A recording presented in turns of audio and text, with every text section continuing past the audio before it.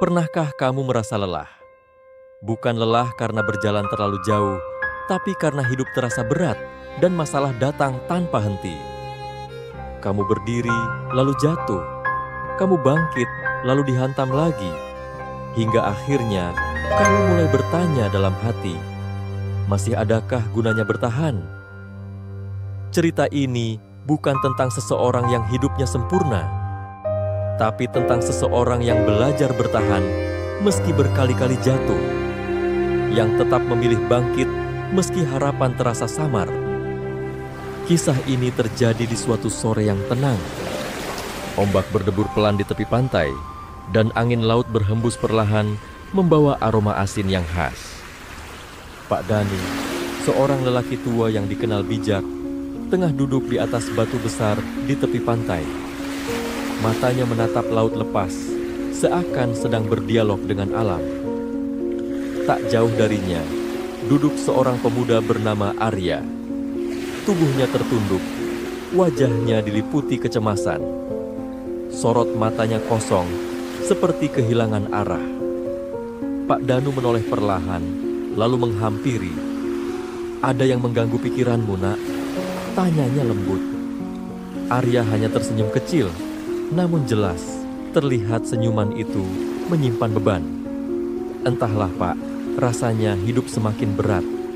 Setiap kali saya berpikir keadaan akan membaik, justru muncul masalah baru, seolah saya tidak diberi waktu untuk bernapas." Pak Danu duduk di sampingnya.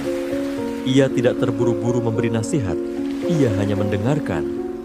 Arya melanjutkan, suaranya mulai bergetar, tentang pekerjaannya yang tidak stabil, tentang hubungannya dengan orang-orang terdekat yang mulai merenggang, tentang rasa tidak percaya diri, dan ketakutan gagal yang terus menghantuinya.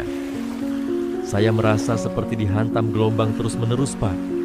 Baru saja saya mencoba berdiri, ombak berikutnya datang lagi." Pak Danu memandang laut yang bergelora di hadapan mereka. "Lihatlah ombak itu, Arya. Tak pernah berhenti. Terkadang tenang, terkadang menghantam dengan keras, tapi selalu datang. Kau lihat karang itu?" Lanjut Pak Danu sambil menunjuk ke arah batu besar yang terus dihantam ombak. Setiap hari ia menerima pukulan yang sama, tapi tetap berdiri, tak tergeser sedikit pun. Arya memperhatikan karang itu lebih saksama. Meski dihantam berulang kali, ia tetap di tempatnya, kokoh dan teguh. "Tapi saya bukan karang, Pak." Suara Arya mulai lirih. "Saya hanya manusia biasa. Saya punya batas. Saya lelah. Bahkan kadang saya berpikir, lebih baik menyerah." Pak Danu menoleh, menatap Arya dengan mata penuh pengertian.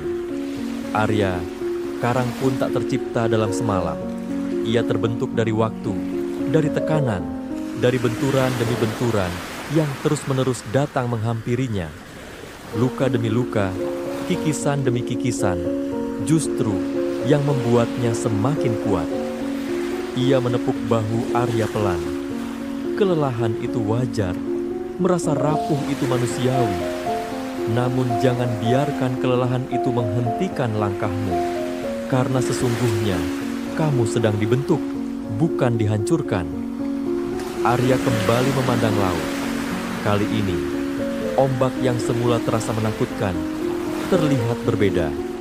Ia menyadari bahwa kehidupan memang tak selalu tenang, namun bukan berarti ia harus selalu terpuruk. "Terima kasih, Pak," ucapnya, kali ini dengan suara lebih tenang. "Apa yang Bapak katakan membuat saya sedikit mengerti. Mungkin saya hanya perlu belajar berdiri meski pelan, meski belum sempurna." Pak Danu tersenyum. "Dan ingatlah Arya, seperti karang itu, kamu juga bisa tetap berdiri teguh. Bukan karena kamu tak pernah disakiti, tetapi karena kamu memilih untuk tidak menyerah." Mereka berdua terdiam, menikmati suara ombak yang terus bergulung. Langit mulai cerah perlahan, angin masih berhembus lembut, dan di antara suara laut, tumbuh sebuah harapan baru dalam hati seorang pemuda yang semula ingin menyerah. Hidup bukan tentang siapa yang paling kuat, melainkan tentang siapa yang tetap bertahan saat badai terus-terusan menghantam.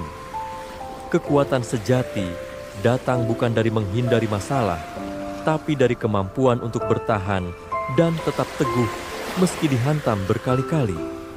Seperti karang di tengah ombak yang diam-diam sedang belajar menjadi lebih kuat dari hari ke hari.